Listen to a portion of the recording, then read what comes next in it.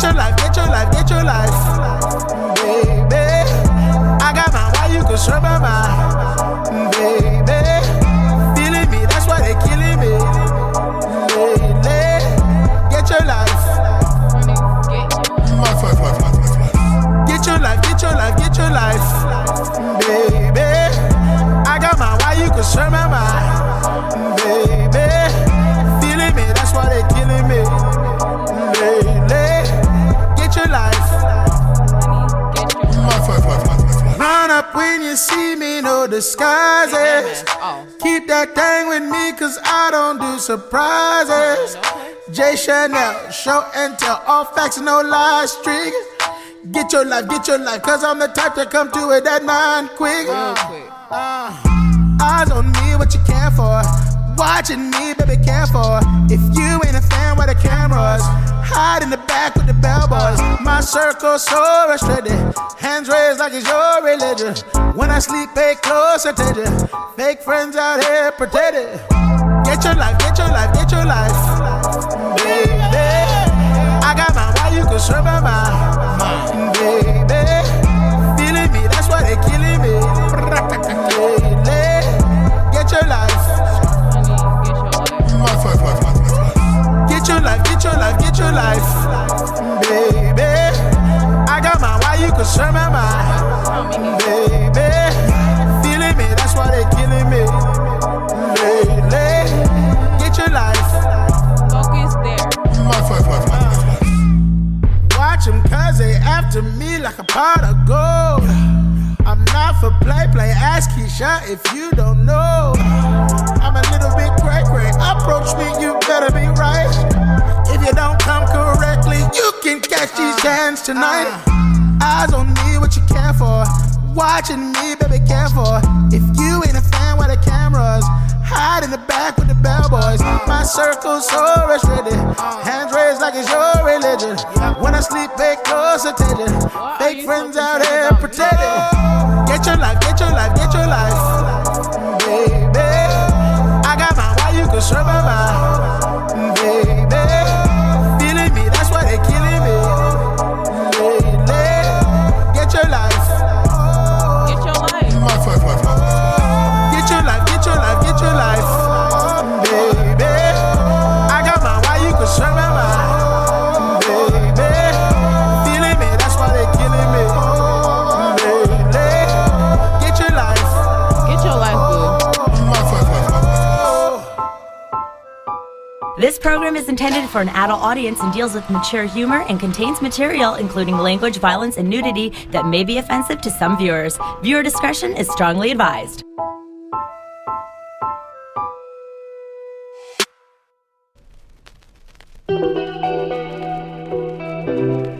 Just like music.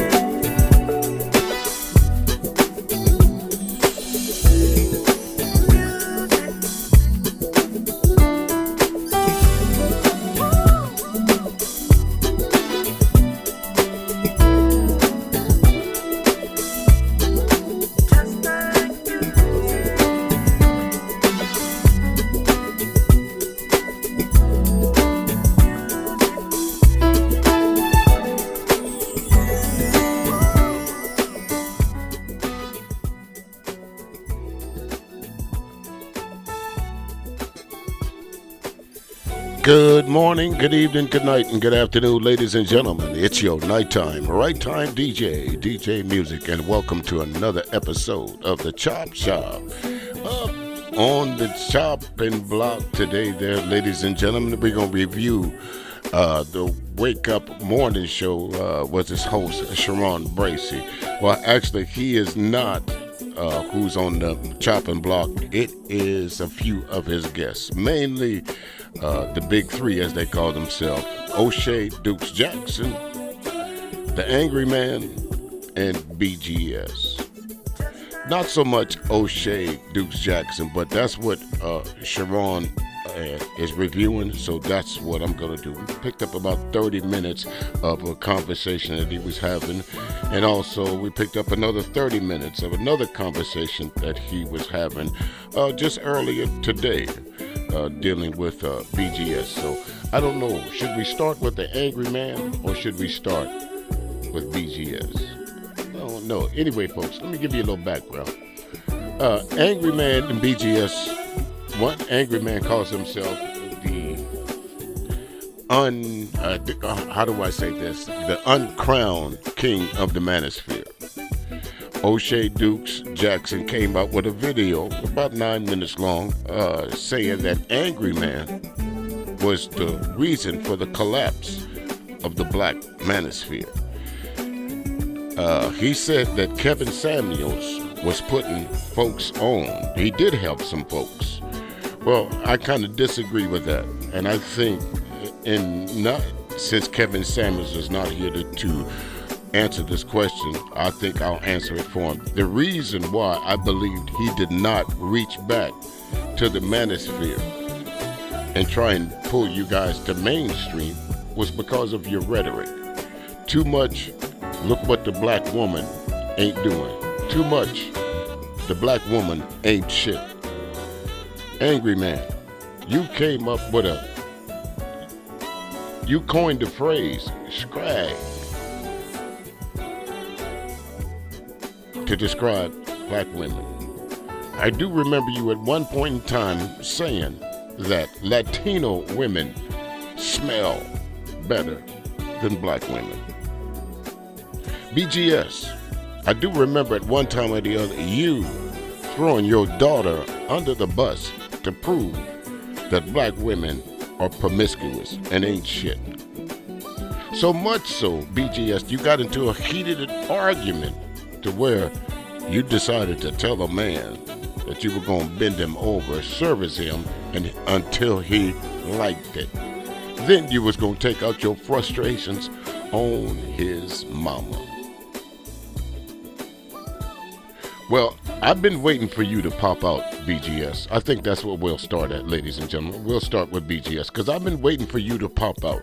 Because the reason why I've been waiting and debating for you, BGS, is because I don't want you to think that I'm watching your content. I don't want you to use this, which you folks like to use. Well, you must be a fan of mine because you're watching me. Hell no. I see you using the term BGS Ibmore. When did you start using Ibmore, BGS?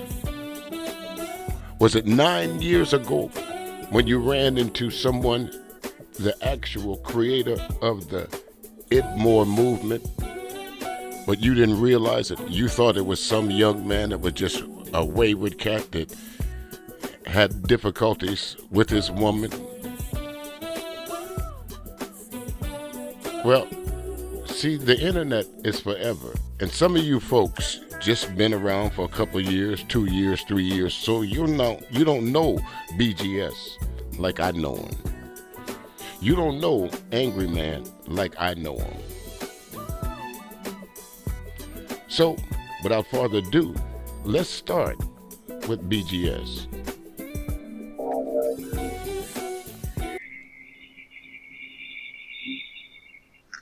Let's stop right here. Y'all notice something? Let's go back. Y'all notice something? This video was from 9 years ago, ladies and gentlemen. Notice there is no Ibmore by his name.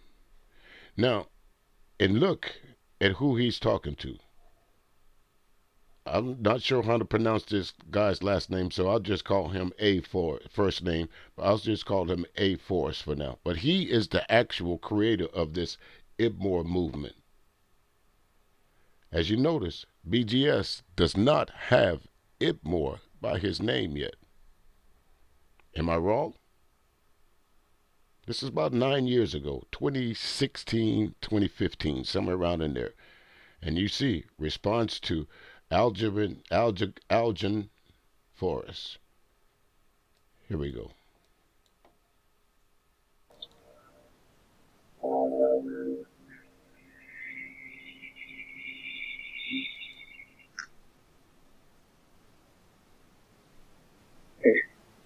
I just finished listening to Anagon Forrest's latest video, and I'm sitting there cracking up because what he's going through with a single mother, and he's doing his 90-day thing, the Steve Harvey 90-day thing before he gets to Nookie, and he's getting frustrated, and I'm cracking up because. Well, I suspect that Anagon is either a millennial or he's a Gen Xer. And, Well, let me ask you folks something. Just from what you heard from BGS 9 years ago, 10 years ago, do you think that this is someone that is familiar with the person they're about to talk about? Doesn't sound like he's familiar with this guy at all. Seems to me he ran across him or something that he was looking at.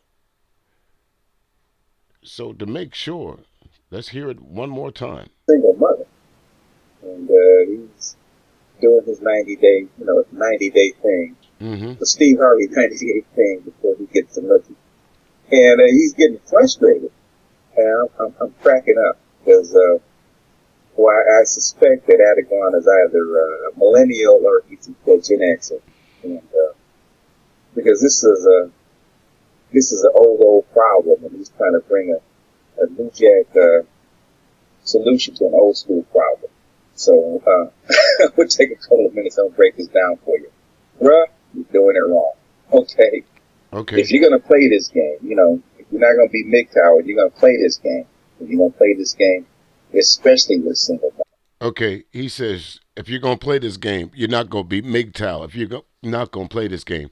Understand something, folks. He doesn't realize yet that this guy, Forrest, is the creator of the Ed Moore movement. Now, I'm not giving him props. I'm just saying that BGS is not aware of this yet.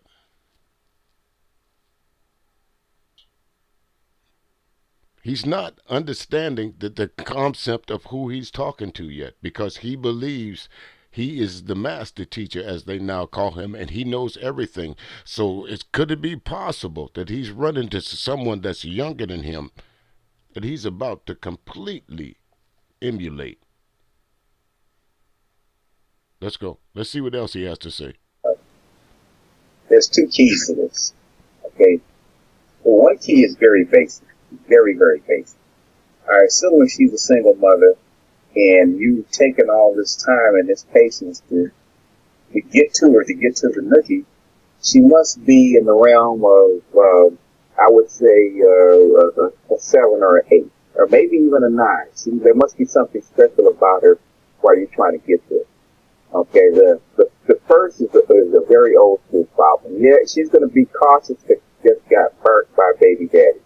So she's not willing to just dive in and throw her coochie around. That's number one, especially if she's good looking. She's not going to just throw her coochie around because now she wants to get some kind of benefit for it. She wants to make sure that it's male because she needs the daddy to take care of the kid. That's number one. Secondly is, man, you can't go to the store hungry. And the old adage is you never go shopping in a grocery store when you're hungry, because you're going to make bad decisions. And basically, you messing around with this single mother, you're dating her and doing this courting thing, is that you're going to the grocery store hungry. So I'm assuming she's a 7 or an 8. And the thing is, what you young dudes don't realize, that's what the 4s and the 5s are for. The 4s and the 5s are not for basically dating or showing off or any of that kind of thing. The 4s and the 5s are your backup hook.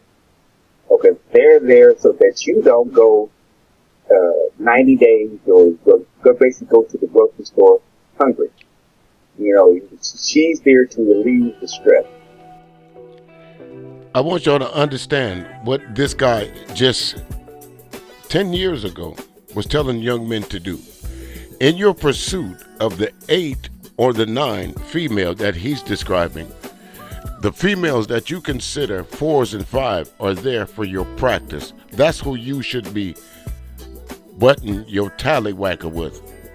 That way you don't go dry or you don't go hungry, as he said. This was 10 years ago. This guy that calls himself the master teacher, this guy that run around telling you it's all the black woman's fault, the single mothers and all this other stuff, but yet he's advocating for these young men to go out and sleep with 4 or 5s until they can get the girl of their dreams, the 8 or the 9, or even possibly a 7. Well, BGS, let me ask you something. I thought beauty was in the eye of the beholder. What you may find attractive, BGS, the next man may not. What you may consider a 10, BGS, some men may consider a 5. And based on from what I know about you, don't seem to be doing quite well in the female department anyway. Not from the way you talk. Not from some of the stuff that I heard you say. But young men, young women that listen to BGS, that calls yourself the master teacher, this is what he was saying 9 years ago, 10 years ago. To just go lay your dick up anywhere in anybody, as long as she is a 4 or a 5. That way you don't go hungry in your pursuit of the 8, 9s, and 10s. That's sound advice, isn't it? Yeah, you're a upscale dude, got a nice job, got things going for you. And the thing is, you need, like I say, you need more than one person on your team. You need the fluffer. You need the person that's going to get you ready. Because if you're going into battle with a single mother or with a 7 or an 8, then you need to have your, you need to be ready. You need to be warmed up and all that kind of stuff. So.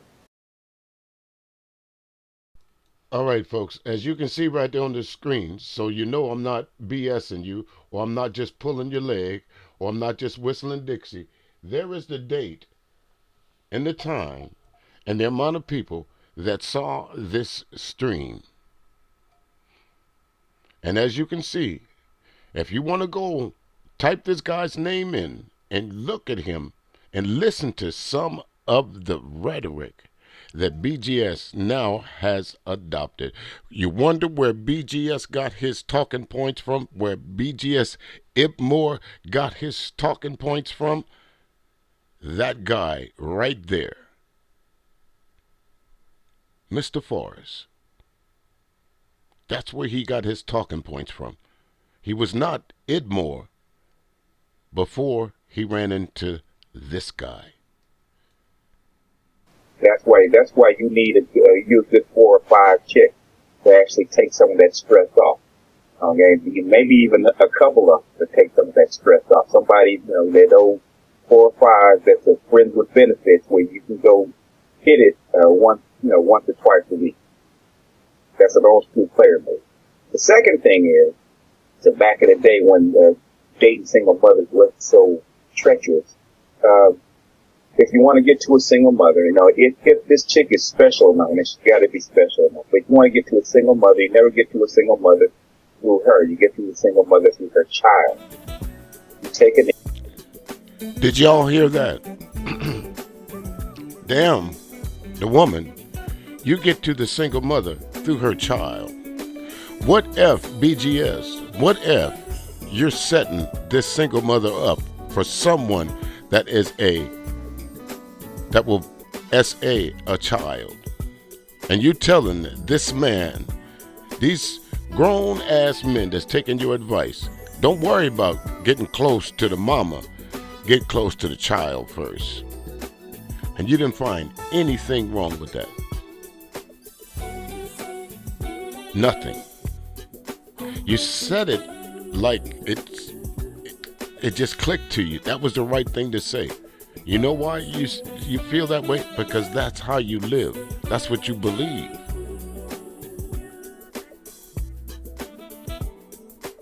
That's probably what you did in life. You saw a single mama somewhere and you decided the best way to get to the mama, to win the mama's affection, was to befriend the child. But how do you get to the child without the mama being there? Are you one of those so-called educators? One of those so-called mentors that a mother would trust to leave her child with you? Come to find out, you're like a lot of these pedos. I heard you mention in this stream earlier, that's why there's no more Boy Scouts. Or if you did, you know, the reason why there's no more Boy Scouts is because these grown men was molesting these young boys in the woods. That's why there's no more Boy Scouts. But this is the master teacher, folks. This is the guy that's telling you how you should be living as a young man. This is 9-10 years ago, as you saw for yourself. But now, he has all the answers. Interest in the child. Now, that's harder to do if you've never had children, which I got better at. You know, I was good at because I came from a large family, oldest of 5. So I had plenty of siblings under me, and I had plenty of younger cousins. So I was always good with children. Does that sound like someone that's a groomer? That's telling you this is how you get to the grown women? Get to the children first. How do you make friends with these children, BGS? Do you offer them candy? Do you offer to take them places? What do you do? And what if the relationship between you and the woman don't work out? Or do you just abandon the kid? You just use the kid? And if the woman don't like you, or she don't reciprocate your feelings, or she want to put you in the friend zone, what do? Kick the kid to the curb? Hurt the kid's feelings because you can't get the cooch? Make the kid believe that you was cared about his well-being, and all you was trying to do was get to his mama, on worses in some cases. But this y'all master teacher right here, folks. So a single mother was like putty in my hand. A single mama was like putty in his hands. This is 9 years ago. But y'all hold this loose nigga in such high regard now. This, if no one else finds this creepy, I know I do. This sounds like predator mode. So a single mother would be leaping over the fence trying to get at me. Because, okay, he's the perfect daddy. But those are the two keys that I would give to you, because, you know, you're frustrated. You shouldn't be frustrated because you have all the cards. You have all the cards, but you're not using them right because you're not going into the situation right. You're going to the grocery store hungry. And basically you're falling into her trap. You're playing her game. So I would advise you, instead of getting upset, you know, I wouldn't get mad, and I wouldn't, you know, toss the, get mad and not speak to the chick, or, you know, move out of the department. You know, if she doesn't, want to give you sex, basically go someplace else and say, oh, you know what? Don't even make out with it. You know what? If I can't get it, or I can't have sex with you, all you're doing is frustrating me. You're making me mad. And I don't like to make out and go home frustrated, because that's not my game. I understand, it's understandable. The game is the game, and I know you've got, precautions, and you have your own agenda and your own needs, but they don't line up with mine. So, you know what? I'm gonna go someplace else and get sex, because just because you want to be celibate doesn't mean I have to. And basically, that's a lot. Basically saying that's how I got engaged. Because I told my fiance she wanted to do the 90-day rule, and I said, that's cool. We can do the 90 days to get to know each other and date, but guess what? I'm not going to be celibate for 90 days. So, you pick a day. Now ask yourself, folks, is he still married to that woman, or is he still calling her fiance? From what I understand, BGS, you're not married. I'm not sure if you married this woman that you're speaking to now, but I guarantee you, no woman in her right mind is gonna tell you you're not gonna be dating me and think you're gonna be fucking somewhere else. I don't think no woman in her right mind would agree to that. As you can see, folks, I don't know if y'all can see some of those comments, but those were the comments from the folks on BGS's platform. Let me see if I can read one of them right here. Let me take this long one here. Let me see this one. Laugh out loud. Just read that right there. Look at that. Look at the amount of lost sheep that find their way over to BGS's platform, the master teacher. Look at them. Does anything BGS said so far, folks, sound like sound advice to you? That we're gonna date because the other day I'm going out and I'm meeting this pussy. And 2 weeks later, guess what? She didn't want me to go out and have sex with another woman. Her having sex, her not having sex with me was her option. My option is having sex with somebody else. But anyway, that cracks me up. That just cracks me up. Anyway, bro, I hope this helps. No disrespect to you. I've been through it. Everybody's been through it, man. But it ain't no sense of holding your balls with the chick that's not gonna put out. Don't even make out with it. If you're gonna date. If you're gonna see each other. But go get your meat at someplace else. Anyway, that's all I gotta say. To that. I'm glad of that. Because, folks, if you have sons and you sent them to use that advice, you out your damn mind. There's absolutely no way.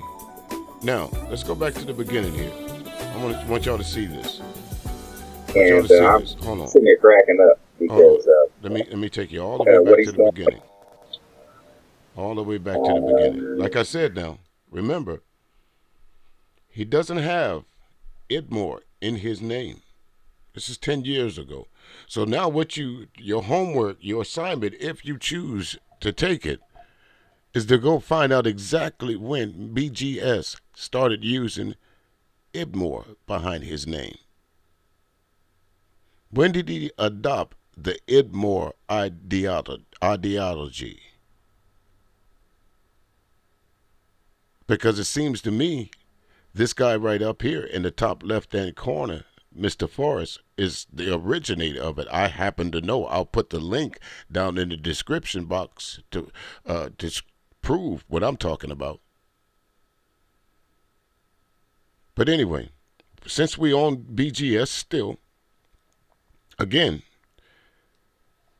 BGS decided to pop out of the woodwork, folks.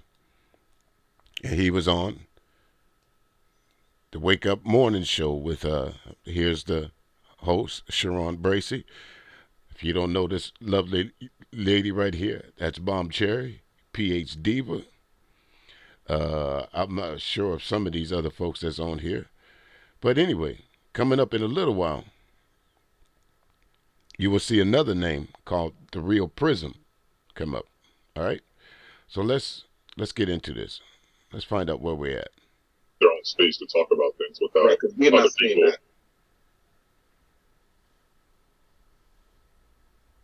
Right. Yeah.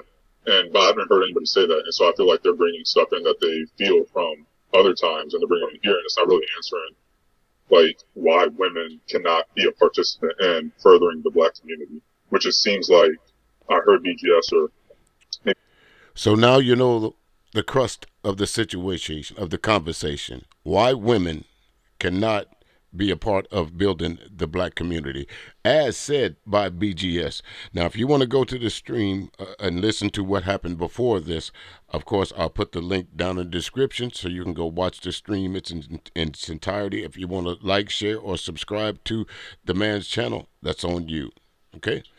But anyway, this gentleman that's talking right now, never heard him speak before. I don't know him, but he was on point, if you ask me. I can't say anything else other than that. The Afro nerds say or whatever, and they're like, why do women always have to feel like they need to be included? Why do women always have to feel like they need to be included? Blah, blah, blah. And they're bringing up stuff about, like, somehow, some way, I've never heard this in my life. This is my first time actually hearing this, that black men don't get scholarships specifically for them. There's no corporate backing for black men, which is the exact argument that white men will use to say that the reason black people in general, because they don't usually specify, they say black people in general are getting these advantages now is because scholarships are based towards them as a... And he's absolutely right. The same argument that you heard from BGS and other men on this panel is the same argument that white men are using right now, calling it DEI. It's the same argument. We don't get to the best schools. We don't get the best jobs because at one time it was women. So they came up with this so-called thing of now women's rights. BGS is talking about. Well, let me ask you something, folks. If the United States of America believed that they treated all their citizens fair, regardless if they're male or female, why was there a need to add or to make laws to make sure that folks treated folks fairly? The Equal Employment Opportunity Commission, the Civil Rights Movement, the suffragette movement, all these things had to be created in order for either black people, women, or the LGBT alphabet community to get their, what we call, civil rights. So if everything in the United States was fair and equitable when it came to their citizens, there would be no need for all these different creations like amendments to the Constitution. It would be a standalone document that would have no need for change. Whole people, not just black women. And so it's very similar to those arguments, and it doesn't make sense to me. So I was just trying to get some clarification on that. And then also, maybe one of the reasons that you see a lot more of these maybe scholarships or loans going towards black women is because black women they didn't get the same rights that you got at the same time. Black women couldn't vote until the 60s. They weren't technically covered under the Reconstruction era. That was a whole thing. I mean, technically, yeah, so that's like, that might be the reason why, is because black women were held down longer than black men from that perspective. So they're playing catch up, and the reason that there are loans for minorities in general is because minorities in general are playing catch up, and that's why those loans, those grants, etc., were targeted towards them. And now women are also doing that same thing, and they're giving loans and grants targeted towards them. But I'm really, I'm just trying to get some. Perfect. That's a good place. That's a good place to land. Hey, on that was a perfect, beautiful. Go ahead, Jessica. Sure. Could I share something with you? Because this is probably where he explained exactly what went on with civil rights, okay? And why it was actually handed off to white men, okay? Okay. You heard what BGS just said.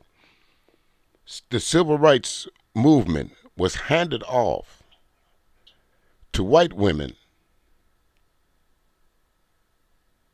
by black women. This is the crust of his argument. This is why he's about to show y'all this clip. This is his gotcha moment until someone calls him on it. I'm not going to spoil it for you. If you've never seen it, it's up to you. You're the host. There's no music in there, right? No music. This is Pauline Murray, right? She and Eleanor Rose are the beginners of second wave feminism. Okay. I don't think we are going to solve the question of racism until we solve the question of sexism, or until both are solved simultaneously. So that women's liberation, after many years of struggling with race liberations, women's liberation has become, in a sense, for me personally, a priority.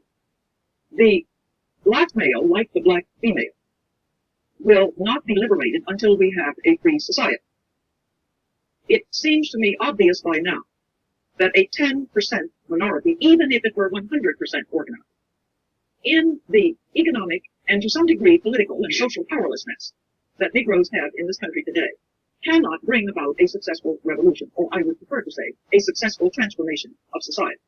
The very weight of numbers and the very pervasiveness of the female presence, which cannot possibly be segregated, holds out, it seems to me, potential hope for a successful transformation of, I don't think we are going to solve the question. Which is why they decided to hand off civil rights to white females. Okay? Wait, who was she? Wait. Polly, look it up. Polly Murray. In fact, she's a confidant of Eleanor Roosevelt. Polly Murray. Again, folks, he's telling you that this one lady here, Polly Murray, is responsible for handing off the civil rights movement to white America. This one lady. But fortunately, you have PH Diva on the platform. Now, let me say something about PH Diva. Although, folks, I don't agree with everything that she says, I have to say this is quite an intelligent woman. She's well-read, she's well-rounded. A little crash from time to time, but I understand when you're dealing with loose niggas, you have to be. But she's about to put BGS in his place. The master teacher is about to be taught. Here you go. Hold on. Let me finish. Can I finish? Is it okay if I finish? Yes. Thank you. Okay. Polly Murray and Eleanor Roosevelt actually started what we call NOW, National Organization of Women. They actually brought together second wave feminism as a group. Okay? She and Eleanor Roosevelt actually the mother of second wave feminism. Okay? And they're the reason that sex was actually put into the civil rights bill. It wasn't supposed to be there. Okay, so how did they get sex into the civil rights bill? Is because Eleanor Roosevelt, with her political power, and Polly Murray, with her civil rights power, is running cover. They got sex into the civil rights bill. Okay. Who was Polly Murray in the civil rights world? Polly Murray is actually, she actually wrote a portion of the Brown versus Education stuff there. And I'll be honest, folks. Ask yourself, anyone who's done any real history or any studies on black history, when have you heard that name come up? Polly Murray. When have you heard that name come up as being an integral part of the civil rights movement? Have you ever heard of that name? I know I haven't. Maybe I'm ignorant, and I don't mean ignorant, not just ignorant in lack of knowledge in this particular, but I have never heard this name as being an integral part of the civil rights movement, especially if it was during Roosevelt's time.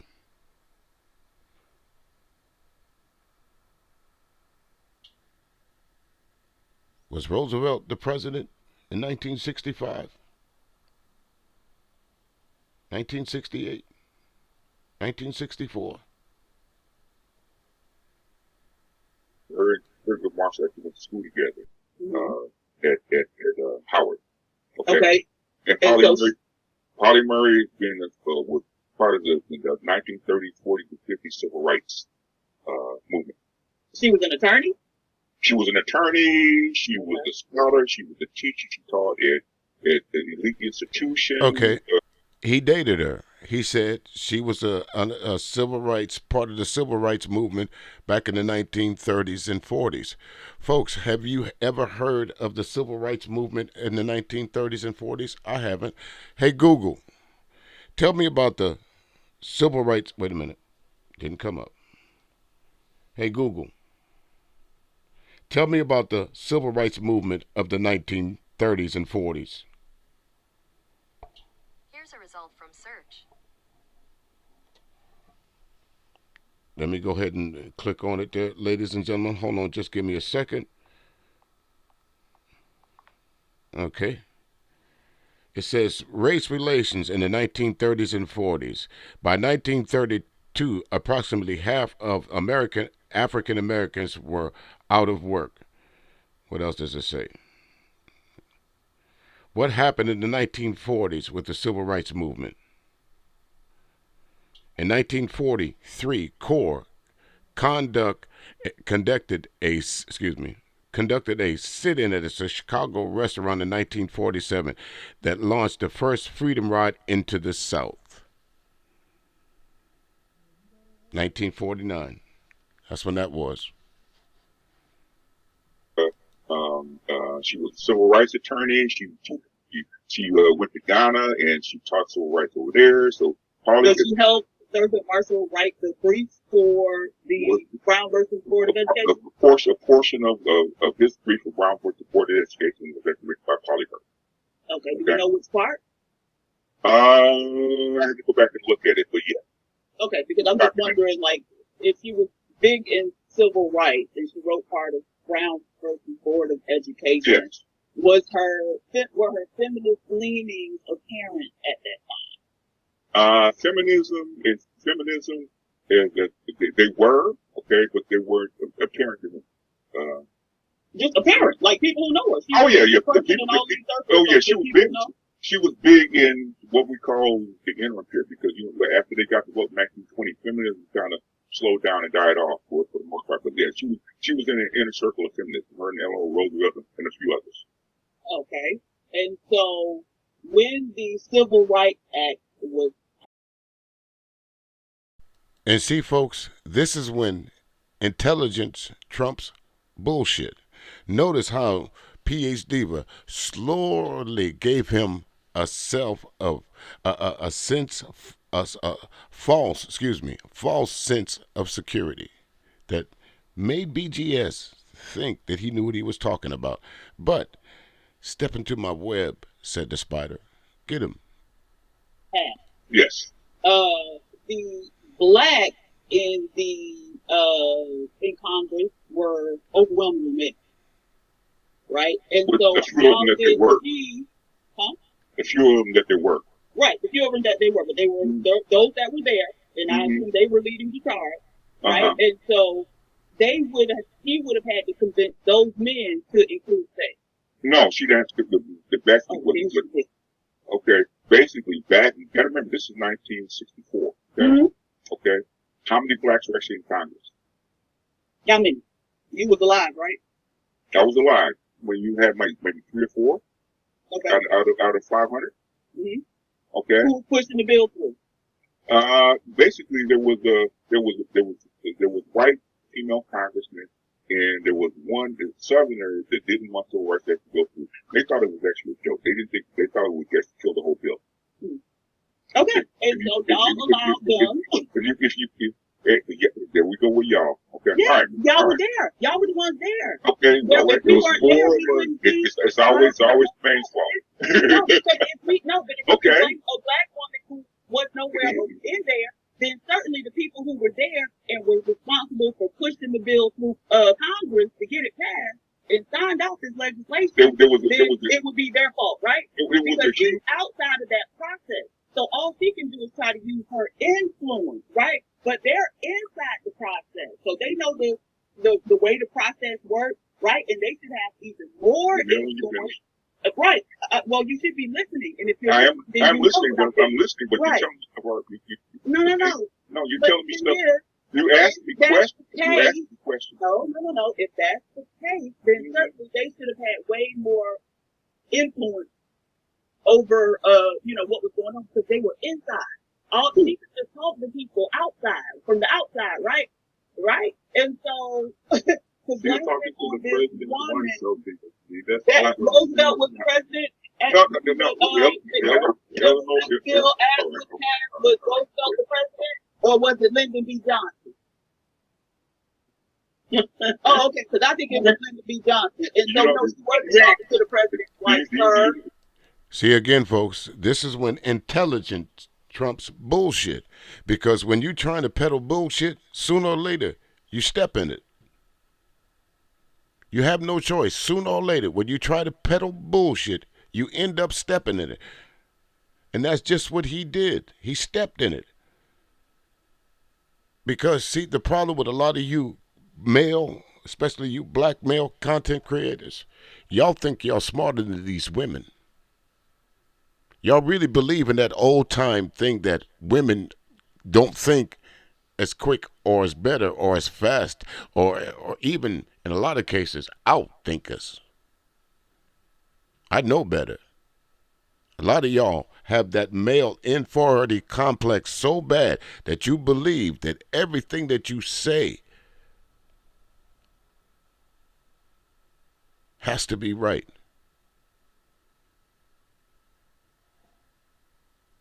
Do you know how politics works? See? Yeah. It always rolls back to name calling, ad hominems, and questioning someone's intelligence. Of course she know how politics works, BGS. She was just talking to you about it. So why would that even be a question? Right, because those black men know how politics work. I want the questions to be answered if we can. So, Diva, give them a question so you can answer so they don't have to jump in. Make a statement. Let her make a statement. Okay. Oh, ask a question? Yes, so they don't have to jump in. Okay, how is it that this mixed race woman was able to wield more power and influence from outside the process than the black males who were inside the process and should have been leading the process? Go ahead. The black males were not inside the process. It wasn't her power. That was on Roosevelt's power. Who actually led the party for a number of years. She holds a big place inside the Democratic Party. Okay? It was her influence that got it put through. Okay? Well, you blamed it on that mixed race woman. No, I didn't. Okay, so. No, I did blame it on her. Okay. All right. So, I did. All right. I played her to tell you why. Okay. Let me just say this, because I don't know why no one asked this question. But BGS just said that, let me play some music here. BGS just said that Eleanor Roosevelt had power in the Democratic Party for a number of years. Well, the modern day civil rights era, as we know it, didn't start till 1964. 2 years after Eleanor Roosevelt's death. Correct me if I'm wrong, but I do believe 64 years ago is when Eleanor Roosevelt died. So what part of the modern day civil rights era has Eleanor Roosevelt's fingerprints on it? BGS? Why civil rights, because black women are a big part of civil rights, why this was handed off to white women, okay? Where it should not have been. But y'all let it. It was on your wife. We had no power to stop it. Okay. Even y'all just did it. Hold on.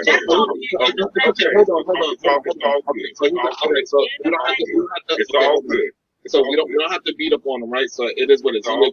He's saying he's self-admitted that black men didn't have the power. All right, fine. We there. Black men didn't have the power. So now, what is it today that is stopping from?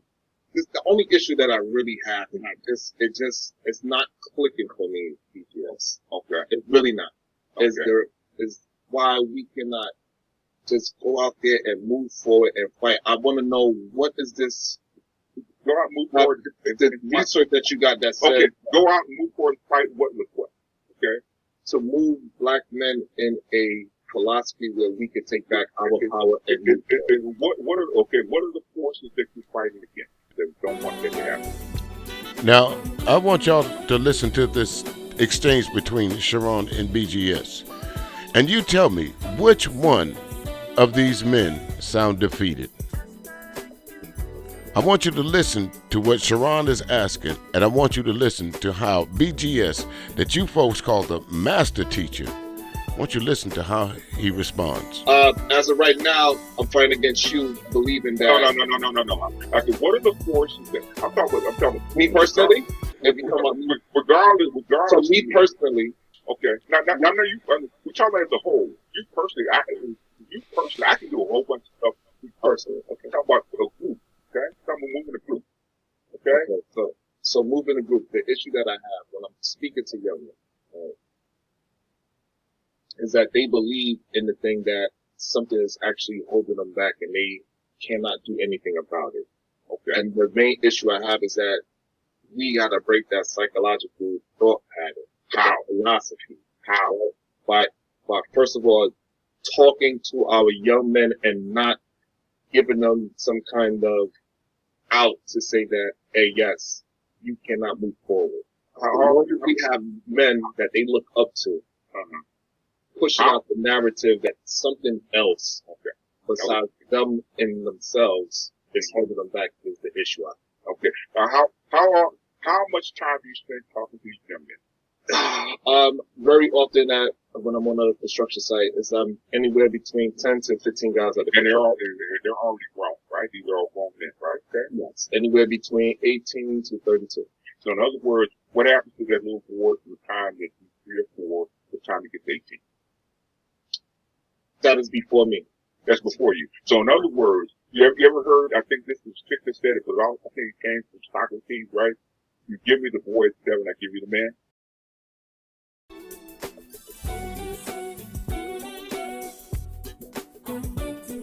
And this, folks, is an elder. Socrates said, give me the boy and I'll give you a man. Well, first of all, a 7-year-old child is not ready to be a man.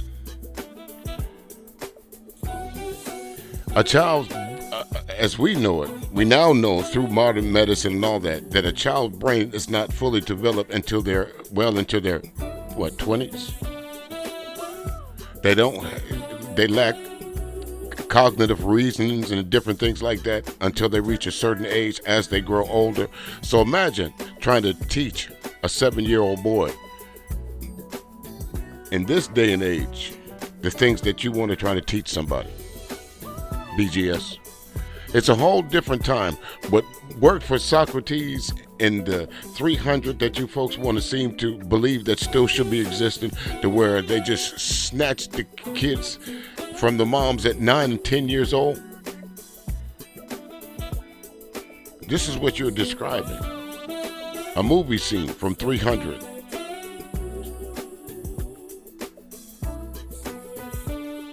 But this is the master teacher.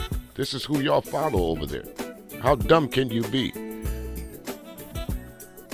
The children of then are nothing like the children of now. BGS. Master teacher, huh? Master manipulator is how I call it. Okay.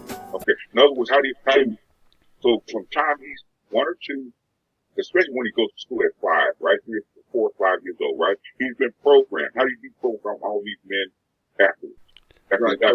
You do not have to deprogram a 5-year-old, a 7-year-old. They're still in the stages of learning. Now, there are some things at 5 or 6-year-old. Let me ask some of y'all something. If you're in your 30s and 40s and 50s, do you remember a whole lot of what you did at 5 years old?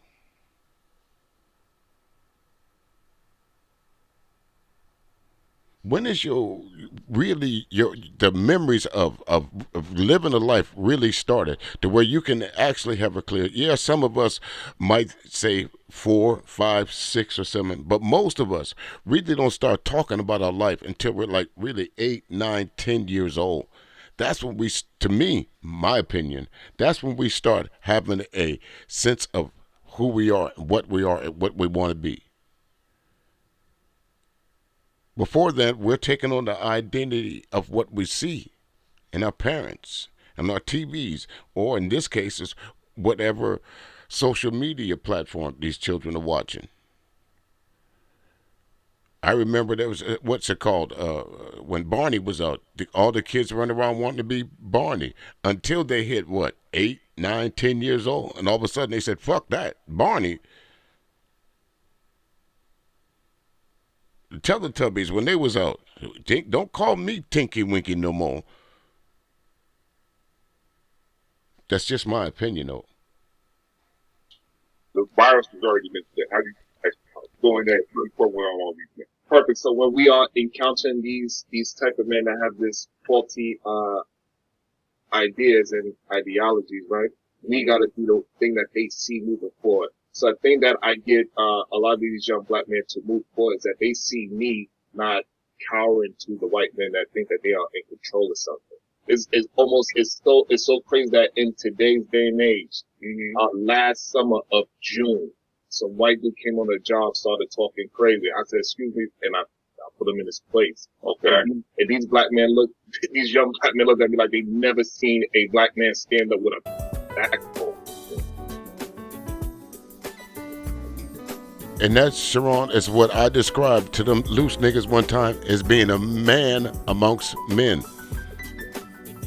BGS he does not have that. He doesn't understand that concept because he's never been treated that way. Nothing about him stands out in the public except for that he may be tall. And I heard Brownsville earlier describe him as a man that's emasculated, and he absolutely was right. You didn't have to. Does not take men like myself, men like Brownsville, to see that BGS, yes, you were a man that was driven by women. Now so much so that you resent women. Even so much though that you threw your own daughter under the bus to prove a point.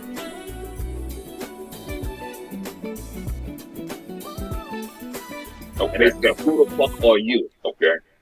And then from then I started mentoring. They started calling me all the time. I got them into different positions in different companies, and they getting their PMPs. They never even heard of a PMP before, right? And they get in the research, and they tell me, "Thank you, I didn't even know these things exist." They changed their philosophy. Just seeing me be a black man of backbone changed their fucking philosophy. Okay. And I did not just cower and say, "Hey, I'm this dude, I'm one of these." No. We need to be men and show them that physical vision of a strong black man, whatever that is to them, whatever that's gotta be. We gotta make a decision as black men, as the elder black men. I'm not even that fucking old, 43. That we gotta be that representation and not walk back and say it's okay to be weak. Okay. Okay. I wish you luck. At least you don't have no work to do with that. No, I mean, individually, that's fine, okay? Individually, that's fine. As a group, it's not gonna work. You gotta change it right. But that's a good time to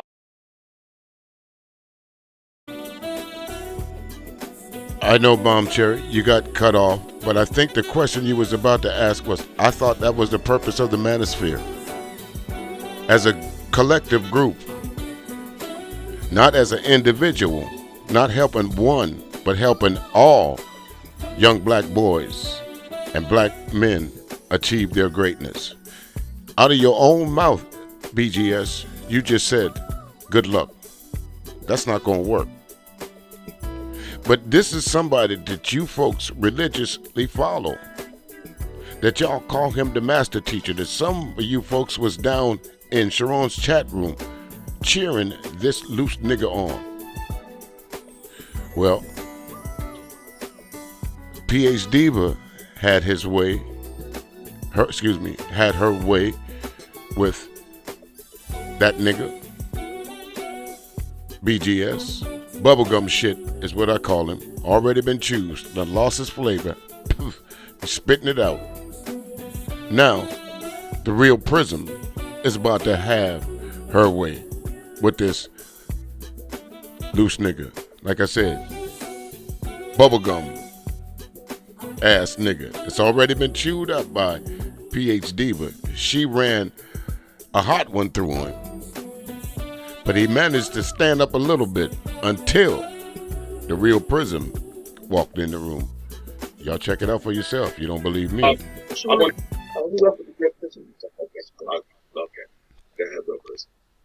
Hey everybody.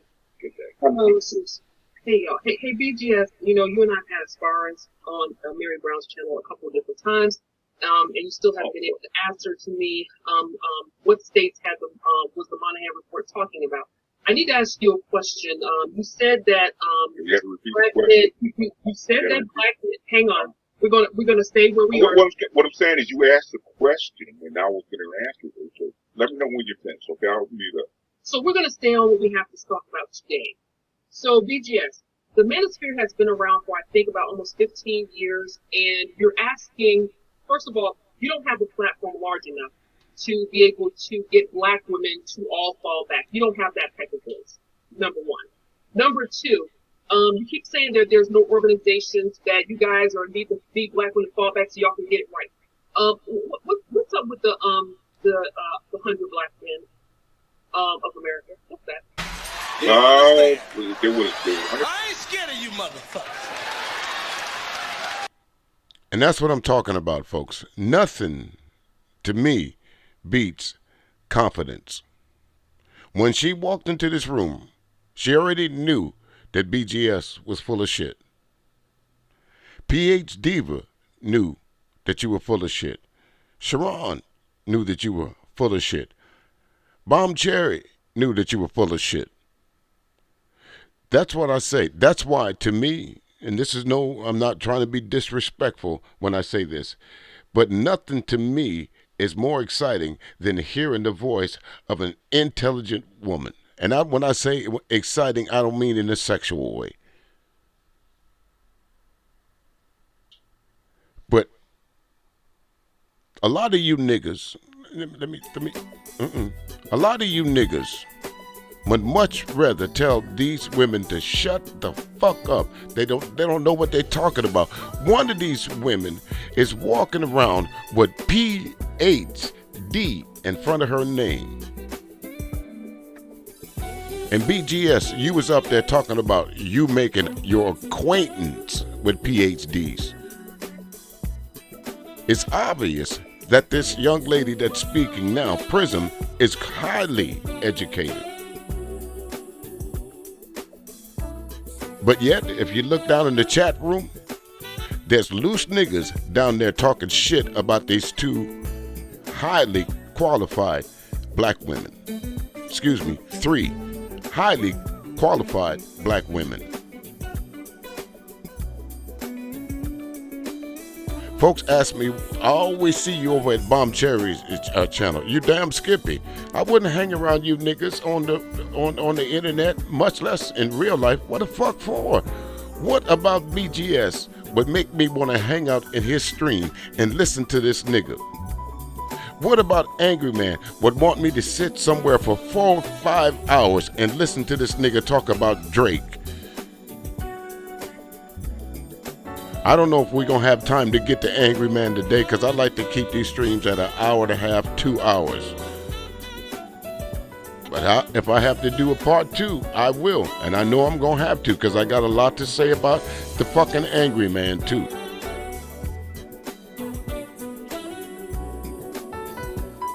black men in Los Angeles, 300 black men in Detroit, 100 black men.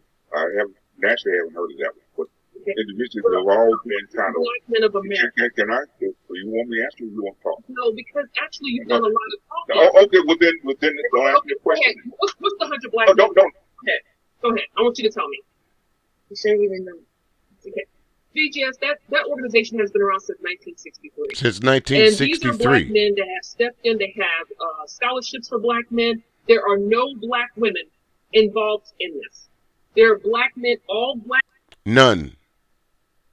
So when you niggas run around talking about there's no organizations to help wayward black men or to help men get into schools or get scholarships, this organization, the 100blackmen.org, has been around since 1963. That means it's been in existence for 63 years. Do the math.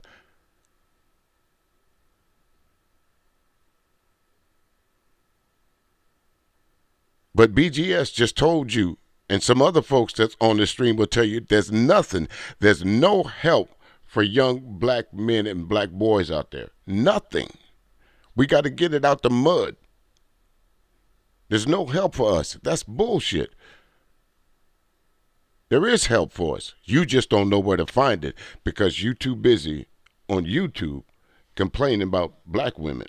You too busy on YouTube trying to get super chats and cash apps that you don't have time to do research.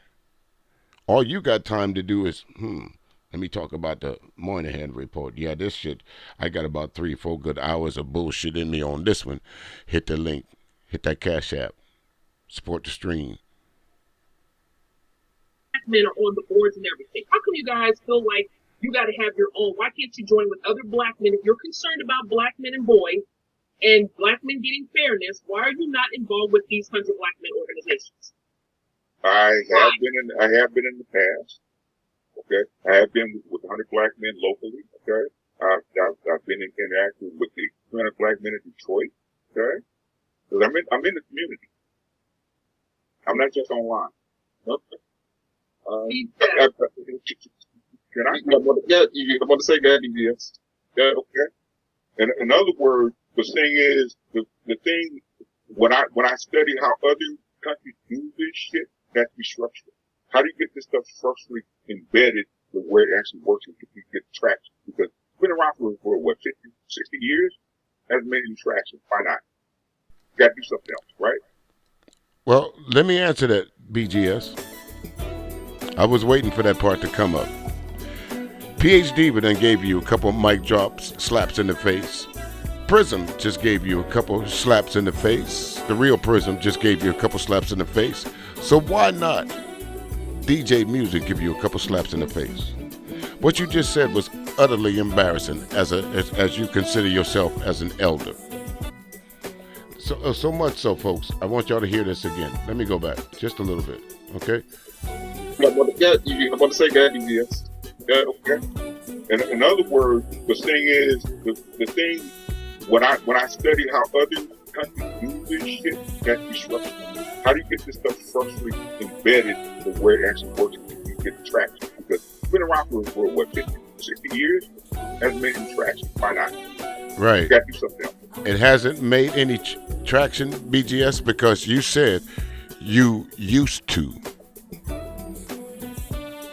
How many black men like you claim that you were a part of this organization, or you were part of that organization, or you did this, or you did that? From what I understand, you live in California. So instead of being a part of an organization in Detroit, not unless you lived there at some point in time, but from what I understand, you said you live in Southern California. So why would you be part of a chapter of a place that you don't live in? Don't make sense. Don't add up. And to be quite honest with you, like Prism said, did you even know that existed? No, you didn't, because she had to tell you it's been around since 1963. Just like PhD had to inform you that Roosevelt was not the president in 1964. Because genuinely, BGS, you really don't know what you're talking about. You never have, and you never will. There was another, I forgot, Forever Lisa, I forgot that's her name, exposed. You talking about you came down off Mount Manosphere with the Moynihan report in one hand and the Kerner Commission report in the other one, and spewed that information to these wayward young black men. Some of them sucked it up, and some of them told you to kiss their ass.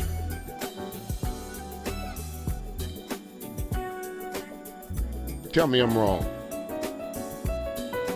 See, what you can do, you can fool the folks that's not been around since 2015, 2016, 2017, 2018.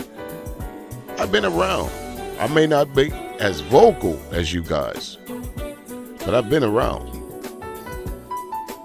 Remember the first contact you and I had, BGS?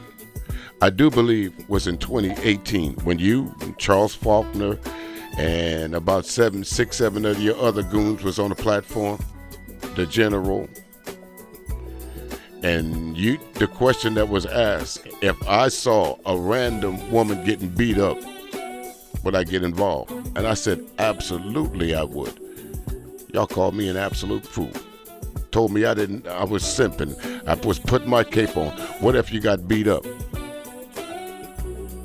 And that's the first time y'all heard me say, well, you know something, my man, discretion be the better part of valor in any situation.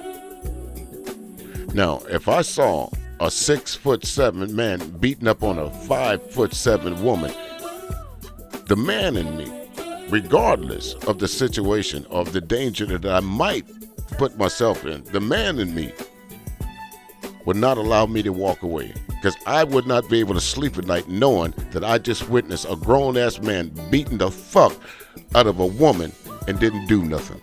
My conscience would bother me a whole lot more than any punch that I would take from a grown man. But what if they killed you? Always move the goalposts. And that's when you sicked your goons on me. Remember that? And I told you, from that day forward, I was going to be a thorn in your side. And here I am again, some 7 years later. You don't need no more authentication than that, BGS.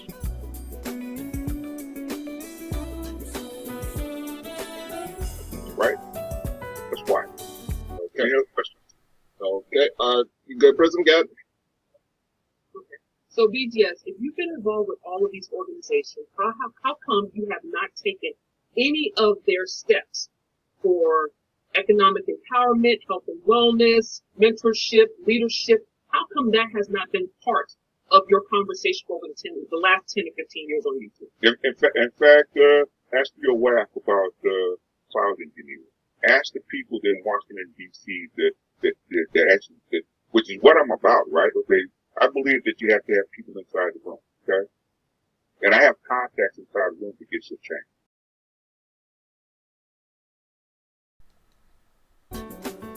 What contacts do you have inside the room, BGS? You talking about just pearly things? Because remember, she was going to take you out to the promised land. That's what you said in your stream, that just pearly things was going to turn the manosphere and folks like you mainstream. Our time is coming, folks. You were the same guy, BGS, that told black men during the pandemic, go out and get you an Astro van or go get you a van, because the world gonna be your oyster, because the black women gonna come back to the table in drones. Like the pandemic only affected black women. Like they were the only folks that was unemployed. Well, if you look at the pandemic in its entirety, you will know that the essential workforce is predominantly black woman held. No disrespect intended. So black woman was not out of work during the pandemic because they were the essential frontline workers at the restaurants, at the hospitals, at the police stations, at the 911 office, at the airports. Matter of fact, if I'm not mistaken, it was a black woman that took the first nationwide COVID shot. And oh, folks, let me say something. Oh, if I got some information for you. Listen, someone sent me a link today, folks, that I tell you, me personally, I knew I will not be able to do this upload justice simply because I'm not a black woman. I implored the person that sent me the link.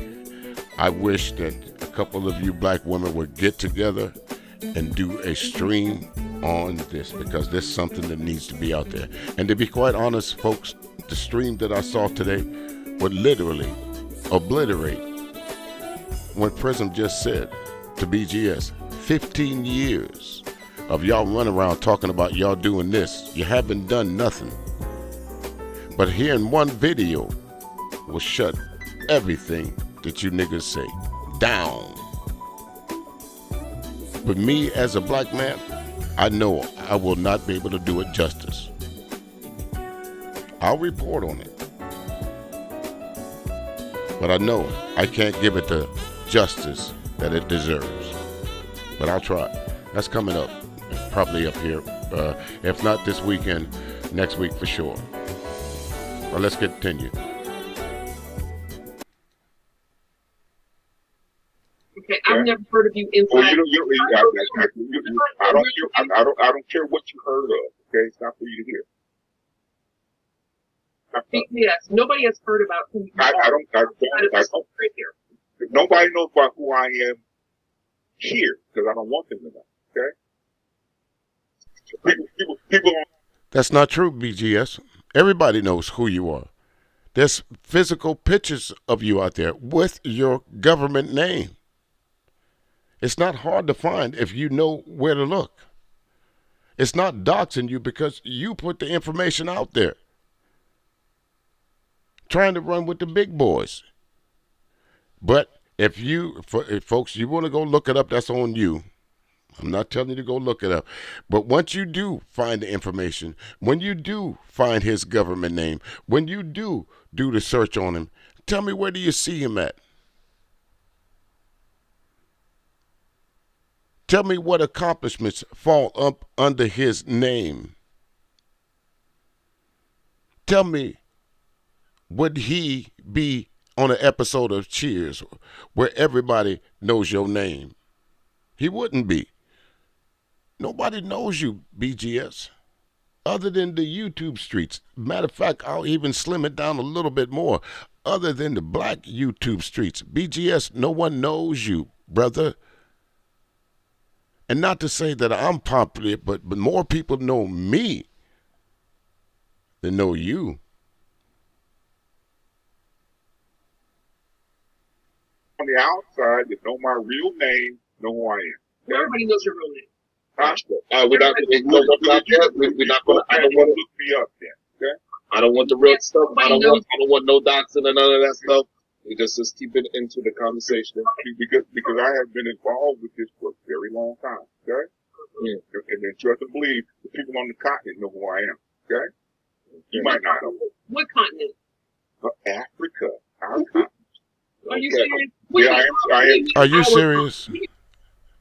Here you are talking about the benefit of little black boys in the United States of America, what the manosphere is supposed to be all about.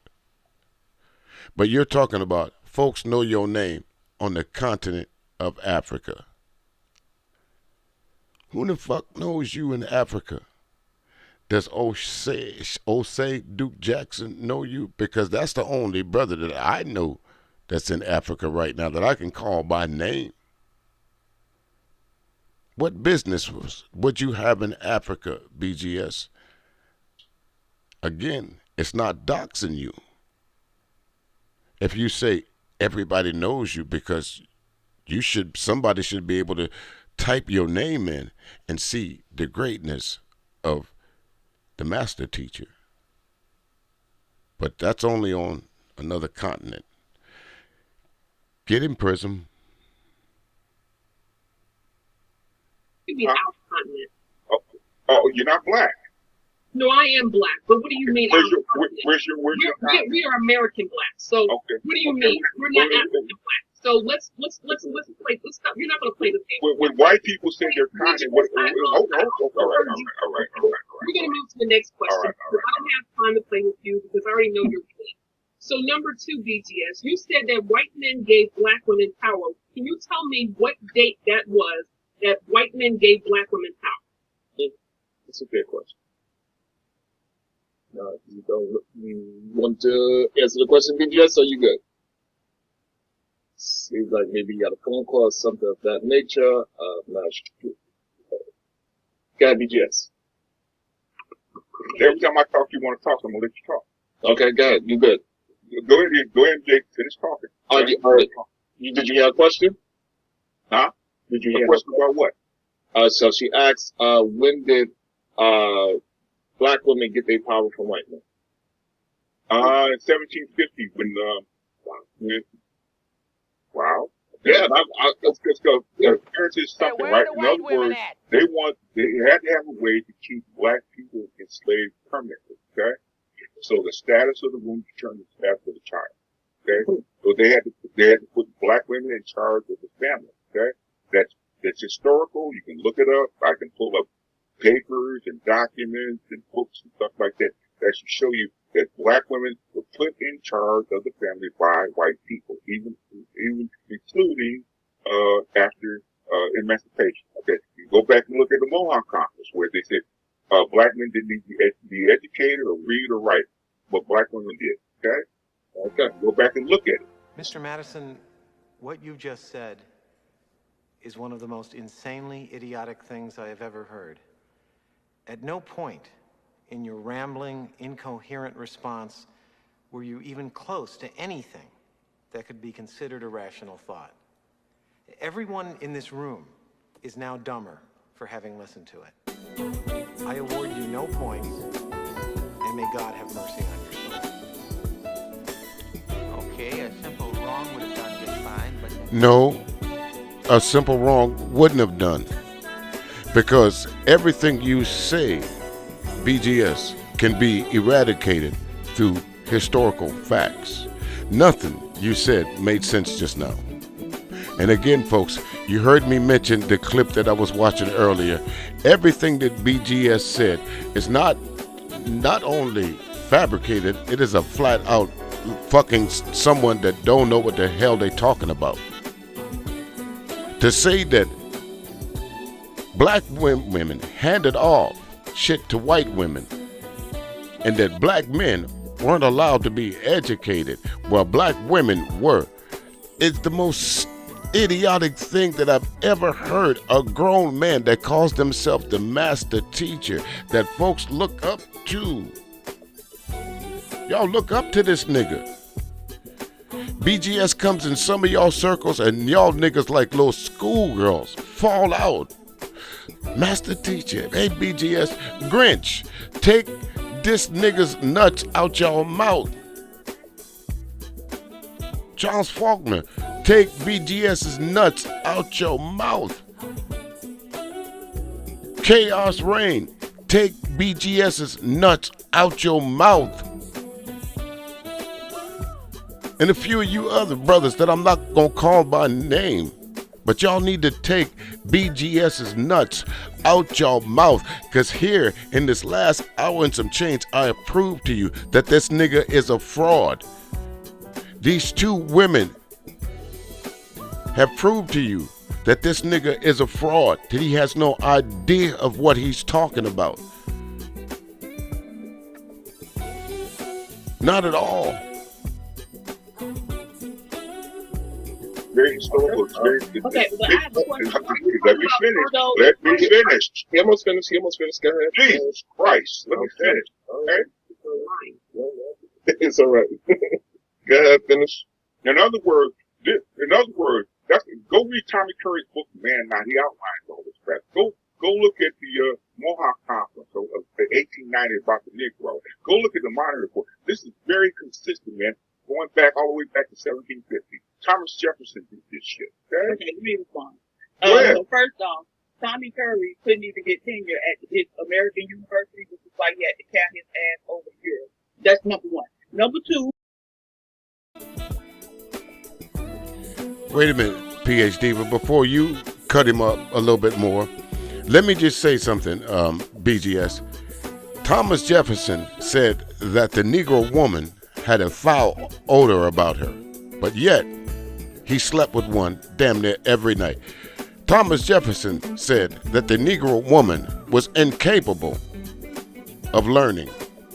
Thomas Jefferson said that the Negro slave woman was incapable of feeling pain. Those were direct quotes from Thomas Jefferson. PH?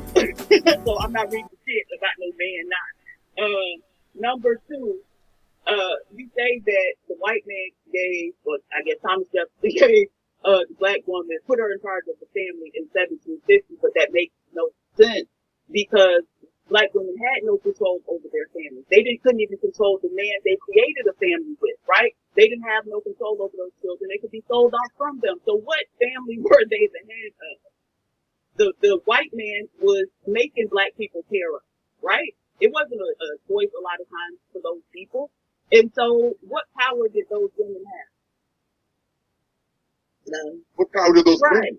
You're already explaining that but white we're male. not talking about the men, but he was saying that we're talking about women being put in charge of the family. So he already thinks by him saying. And there it is. Excuse me. And there it is again. When BGS is cornered, one of those little rats come out and try and save him. We know the men didn't have no power, but I'm saying, if you say black women were in charge of the family, then you got to show me what being in charge means. And if you can't determine who you create a family with, you're not in charge. If you can't be in charge of what happens to the family that you create, then you're not in charge. That just doesn't make any sense. No, you cut me off. As far as the Moynihan report, he mentioned a couple times, but even the Moynihan report talks about how there were special scholarships and set aside specifically for black males, right? And the black males couldn't qualify to get them. So eventually they opened them up to black girls, and the girls were able to get those scholarships. When the federal government opened up those GS jobs to black, right? Because before they had those wage grade jobs, they were labor jobs. When they opened it up, what they expected to happen was that the black women would continue to take the labor jobs, and the black men would move into those professions. Hence the statement, there's work at the post office. We all know a black woman that works in the federal government. She's a GS something, GS1, GS11, GS12, but we know there's black women that's been in the government for years. We know that black women outnumber black men in the military. Those are facts, undisputed facts. We know that black women are more educated than black men. We also know that black women are the least paid of all the groups across the board. They're even paid less than white women. And white women aren't paid a whole lot. So again, between these two women and Bomb Cherry, that's going to chime in a little bit later on, none of what you folks say, you BGS supporters, you folks that want to carry BGS's water for him, nothing what y'all say makes sense. And see, this is the point that I'm saying. When y'all get outside of your platforms, when you can decide when you can kick somebody off or when somebody has to be silenced, when you're not in control, that's when the real you is exposed. Like I said, BGS, I was hoping for you to pop out somewhere. You went from just regular old BGS to BGS Ibmore based on something that you saw somebody else doing. And just like the young lady pointed out, you never read the Moynihan report. All you did was got a PDF copy of it, highlighted certain portions of it, and read it to your audience. You're running around talking about that you hang out with 10 PhDs. Well, let me ask you something. Why Charles Faulkner's GoFundMe has not reached its maturity level yet? Since y'all care about the little black boys and the little black men, since y'all want all kinds of help handed to you, why none of y'all well-to-do niggas donated to the worthy cause of Charles Faulkner School of Security for the Little Black Boys? Huh? right? They were low rated, but still professional crack jobs. That didn't happen because the black men didn't have the education. And so what happened was the black women actually took those jobs and the black men took the labor jobs. So you have never been able to meet standards. That's no one's fault but yours. People have tried to bend over backwards to help you. Self-improvement needs to be your sole focus, right? Because even when everything is laid out for you to succeed, y'all will still find a way to fail. And so anybody who needs perfect conditions in order to succeed can't succeed. Okay. Good place to land it. Go ahead. Okay, then you can go find something else to do. No, that's, you good there? That's, yeah. Okay. We're not adequate. And that's his answer. Instead of doing better, just pack up and move. Just like when someone was talking about the water crisis, when them folks in that town for 40 years, 30 years lived without water because the men were too shiftless, too lazy to do anything about it. Instead of doing something about it, just like BGS said, since you said I'm inadequate, I'm just going to move on. Fuck being better. Fuck doing better. I'm just going to move on.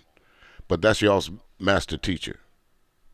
He didn't answer it because what he's talking about is partial sectora ventrum, and that did not give black women control over their wombs. So BGS, there was never a time, if you can't show me historically from the beginning where black women were put in control over by white men, then you don't have a point. Because Thomas Jefferson did not give black women control over black men. okay. Right. Okay. It's my turn. Let me just get KT to go in there real quick about Church. Let's see. He's been very patient, and you've been as well. Thank you so much. Go ahead, KT to go. I'm sorry that he left because, Thank you, KT, for making him leave. Civil rights. I told you not to. Yeah. One of the reasons civil rights passed was because they added women to it. Okay. So nobody was against it. Of course, except white men, right? They was against that. So I don't know why they try to blame black women. And then they try to say that we then handed it off to white women. White women are women. So they, and, what that dude just said, what's his name? KD? Dude, are you, okay. First of all, if women can meet the standards, other people of other races can meet the standards, why is it that black men can't meet the standards? And what I wanted to ask maybe about almost an hour ago is, do you black men, do you think white men want to take care of you? Like, cause isn't that what somebody said earlier? And Bomb Cherry, I think they do. This is one of the few times I'm going to mention her name, but I have to make my point poignant. Shaw Willie and I used to do a show called On the Beat. And during one of the breaks that we was having, we was talking about the YouTube streets. And Shaw mentioned to me, she said, music, I think what it is, I think the black men in the YouTube streets are jealous of black women. I said, no, I don't think so, Shaw. And that was maybe some 3-4 years ago. But as time went by, I remember, I don't know why that stuck in my craw, but I remember her saying that. So we was having another conversation about another show that we was doing. And I said, Shaw, I think you might be right. I think some of these niggas is jealous of the fact, just like what Bomb Cherry just alluded to, that black women get a hand up, not a handout sometimes. Now, do some black women take advantage of the system? That's not here nor there.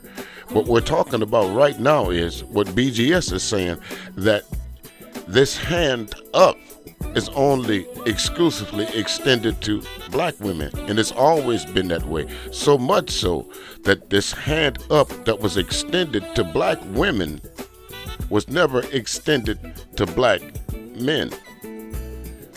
So what Bomb Cherry is asking is a fair question. Do you, and some of you folks that think like you, BGS, do y'all think that the white man is supposed to take care of you? It's obvious that loose niggas like Jay Prince do.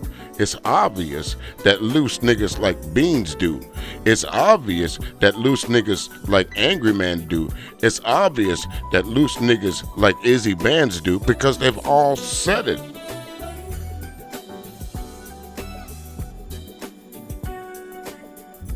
And to go back to Char Willie's point, I think that's why a lot of you black men are jealous of black women, because they qualify for these subsidies or these hand-ups, not hand-outs.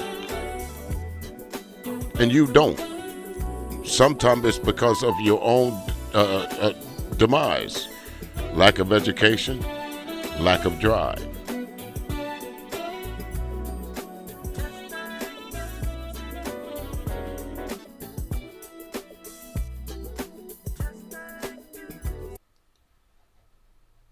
You said that they will help women, right? White women, Asian women, black women, women. But you also want to hand out, put your vaginas in front of everybody and say, help us too. Hey, where are the white women at? You want other men to help you? No, we were just saying everybody else. Well, I think KP, stop. KP, stop. Thank you. She literally said, I see. It wasn't you who said that. That's right. So that's my question. So we have black men wanting black women to do everything for you. You want the white man to do things for you, you know. And as far as what you just said about the children, that is not true. If you go to court for your children, you have equal opportunity, just like the woman. When Darryl said he was gonna lick his ass, I'm like, bruh, I don't got nothing to do with him and LL man at all. LL man like his ass. I don't got nothing to do with that. So what? Hey man, Uncle Jeff and something P.A.D. said, yo, biracial. What did you say, Sarah? I don't know. I didn't say much of nothing. It's okay. What's wrong with y'all? That's a lie, though. In an Afro nerd, Negro, whatever his name is, he got away with it. I got the hammer on him on top of his head. Damn, yeah, I got a hammer on top of his head because he wanted to defend BGS and saying BGS make good points and all that. I'm getting really tired of you niggas kissing Angry Man's ass. I'm sorry, well, Angry Man too, but BGS's ass. Because you angry for nothing. I just thought you. Well, you know, again. I am an angry person. Well, I'm not angry. But, you know, the nigga is right. And it goes back to my point, ladies and gentlemen, before I close this up. I was going to talk about the Angry Man, but I'll make this a part two because I don't want to keep you folks 2-3 hours at a pop. Okay? But talking about what Big J just said, I didn't know I recorded. I thought I stopped it at what Bomb Cherry was saying. But anyway, this shit of, like you heard Sharon say, niggas coming up on there offering you their man parts to stick in your mouth, or talking about they licking each other's ass, or what's his name, BGS talking about he gonna bend another man over and scrog him till he like it. This is the conversation that you grown men have. And then you wonder why these women talk about y'all the way they do. You wonder why these women do not respect you. You wonder why this word that y'all looking for called submission, you will never get. Now, on a personal note, let me turn this down just a little bit so folks can say, well, I didn't really hear what he said. So, on a personal note, I want to direct this last part to Sharon and Brownsville. Listen, Fellas, for some reason or the other, some folks think it's wrong to disagree with y'all too. I made a stream a bit out of, dare I say, anger, frustration, or whatever. I since taken this stream down. But it seems to me, not only with Brownsville, Sharon, or any other content creator, when you call out bullshit, there's always somebody that want to say that you're jealous. Well, Sharon, I have no reason to be jealous of you or anything that you're doing. How you make your money, where you make your money, who you married to, that's your business. Same thing with you, Brownsville. Never had a problem with you, never will. Why someone chose to make a problem between you and I don't know. But I do know one thing for sure, that in order to get on their phone and call you and tell you personally that someone, and someone in this case being Mr. DJ Music, is talking about you, and then you tried to address me on Bob Cherry's channel, shows me that some of the words that I said rang true. Just as the way you tell these other men to recalibrate, basically, that's what I was telling you to. Recalibrate. It ain't all about the money sometimes, Sharon, although I know you think it is. And that's you. You're entitled to that. Hey, if that's what you want to do, that's you. But for me, again, I was talking to someone behind the scenes, and I figure if I keep doing this at this pace, I might make $100. I can go out and make $100 in less than an hour if I stop sitting in front of this computer.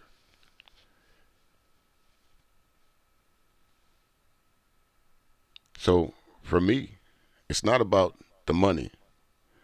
It's about hoping that something that I say resonates with someone. Hope sometime that when someone, as y'all say, chin check somebody, it's not taken personal. And folks don't choose sides. Mr. Music must be jealous of Sharon and Brownsville because he called them out about, yeah, I called them out. To me, the best thing to have is someone tell you why they stop supporting you, and there's someone that just walk away and says nothing. With that, ladies and gentlemen, do me a favor. Like, share, subscribe. I'll holler at y'all. Listen, Sunday nights, 8 p.m. Eastern Standard Time. Y'all check out your boy playing hits from the decades, 60s, 70s, 80s, 90s. It's called Classic R&B Jams, The Music Cafe. Come on, sit a spell. Give me 15 minutes. I guarantee you I'll play something that you like or something that you want to hear. Or if you're a jazz fan, check me out on Tuesday evenings at 8 p.m. again with Denise Grace, Say It Loud, the Smooth Jazz and Indie Artist Show. All right, for all you folks out there that's got some music that you're trying to get heard on radio, hit me up. My information is down in the description. So with that, ladies and gentlemen, appreciate it. I'm out here. Oh, the Angry Man, I just didn't want to do another hour and a half in one show. I'm coming back for you. I got you. Don't go nowhere. I'll see y'all in a little bit.